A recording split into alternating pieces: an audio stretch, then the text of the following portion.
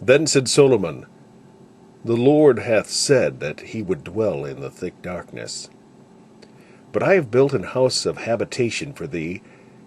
and a place for thy dwelling forever.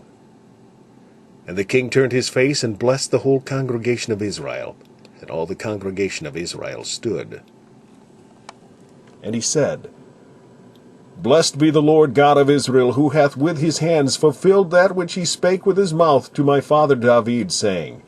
Since the day that I brought forth my people out of the land of Egypt, I chose no city among all the tribes of Israel to build an house in, that my name might be there. Neither chose I any man to be a ruler over my people Israel. But I have chosen Jerusalem, that my name might be there, and have chosen David to be over my people Israel. Now it was in the heart of David my father to build an house for the name of the Lord God of Israel. But the Lord said to David my father, Forasmuch as it was in thine heart to build an house for my name, thou didst well in that it was in thine heart. Notwithstanding, thou shalt not build the house, but thy son, which shall come forth out of thy loins, he shall build the house for my name. The Lord therefore hath performed his word that he hath spoken, for I am risen up in the room of David my father, and am set on the throne of Israel, as the Lord promised, and have built the house for the name of the Lord God of Israel. And in it have I put the ark, wherein is the covenant of the Lord, that he made with the children of Israel. And he stood before the altar of the Lord in the presence of all the congregation of Israel, and spread forth his hands. For Solomon had made a brazen scaffold of 5 cubits long, and 5 cubits broad, and 3 cubits high, and had set it in the midst of the court, and upon it he stood, and kneeled down upon his knees before all the congregation of Israel, and spread forth his hands toward heaven, and said, O Lord God of Israel, there is no God like thee in the heaven, nor in the earth, which keepest covenant and showest mercy unto thy servants, that walk before thee with all their hearts. Thou which hast kept with thy servant David my father that which thou hast promised him, and spakest with thy mouth, and hast fulfilled it with thine hand, as it is this day. Now, therefore, O Lord God of Israel, keep with thy servant David my father that which thou hast promised him, saying, There shall not fail thee a man in my sight to sit upon the throne of Israel, yet so that thy children take heed to their way to walk in my law, as thou hast walked before me. Now then, O Lord God of Israel, let thy word be verified, which thou hast spoken unto thy servant David. But will God in very deed dwell with men on the earth? Behold,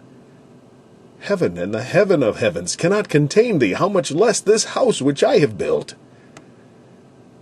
Have respect, therefore, to the prayer of thy servant, and to his supplication. O Lord my God, to hearken unto the cry and prayer which thy servant prayeth before thee.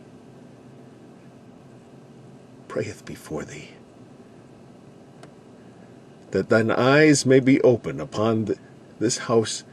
day and night, upon the place whereof thou hast said that thou wouldest put thy name there, to hearken unto the prayer which thy servant prayeth toward this place. Hearken therefore unto the supplications of thy servant, and of thy people Israel, which they shall make toward this place. Hear thou from thy dwelling place, even from heaven, and when thou hearest, forgive. If a man sin against his neighbor, and an oath be laid upon him to make him swear, and the oath come before thine altar in this house, then hear thou from heaven, and do, and judge thy servants by requiting the wicked, by recompensing his way upon his own head, and by justifying the righteous, by giving him according to his righteousness. And if thy people Israel be put to the worse before the enemy, because they have sinned against thee, and shall return and confess thy name, and pray and make supplication before thee in this house, then hear thou from the heaven, and forgive the sin of thy people Israel, and bring them again unto the land which thou gavest to them and to their fathers. When the heaven is shut up, and there is no rain, because they have sinned against thee, yet if they pray toward this place, and confess thy name, and turn from their sin, when thou dost afflict them, then hear thou from heaven, and forgive the sin of thy servants, and of thy people Israel, when thou hast taught them the good way, wherein they should walk, and send rain upon thy land, which thou hast given unto thy people for an inheritance. If there be dearth in the land, if there be pestilence, if there be blasting, or mildew, locusts, or caterpillars, if their enemies besiege them in the cities of their land, whatsoever sore or whatsoever sickness there be, then what prayer or what supplication soever shall be made of any man, or of all thy people Israel, when every one shall know his own sore and his own grief, and shall spread forth his hands in this house, then hear thou from heaven thy dwelling place, and forgive, and render unto every man according to all his ways, whose heart thou knowest, for thou only knowest the hearts of the children of men, that they may fear thee, to walk in thy ways, so long as they live in the land which thou gavest unto our fathers. Moreover, concerning the stranger, which is not of thy people Israel, but is come from a far country for thy great name's sake, and thy mighty hand, and thy stretched out arm, if they come and pray in this house, then hear thou from the heaven, even from thy dwelling place, and do according to all the stranger calleth to thee for, that all people of the earth may know thy name, and fear thee, as doth thy people Israel, and may know that this house which I have built is called by thy name. If thy people go out to war against their enemies, by the way that thou shalt send them, and they pray unto thee toward this city which thou hast chosen, and the house which I have built for thy name, then hear thou from heavens their prayer and their supplication, and maintain their cause. If they sin against thee, for there is no man which sinneth not, and thou be angry with them, and deliver them over before their enemies, and they carry them away captives into a land far off or near, yet if they bethink themselves in the land whither they are carried captive, and turn and pray unto thee in the land of their captivity, saying, We have sinned,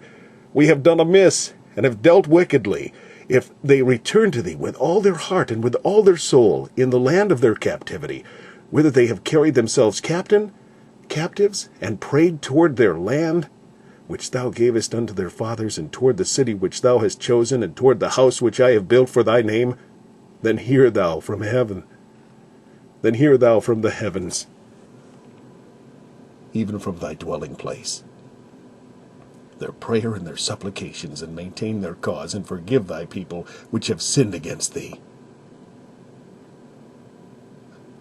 Now, my God, let, I beseech thee, thine eyes be open, and let thine ears be attent unto the prayer that is made in this place.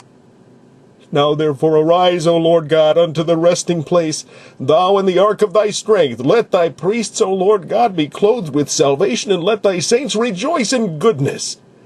O Lord God, turn not away the face of thine anointed. Remember the mercies of David thy servant,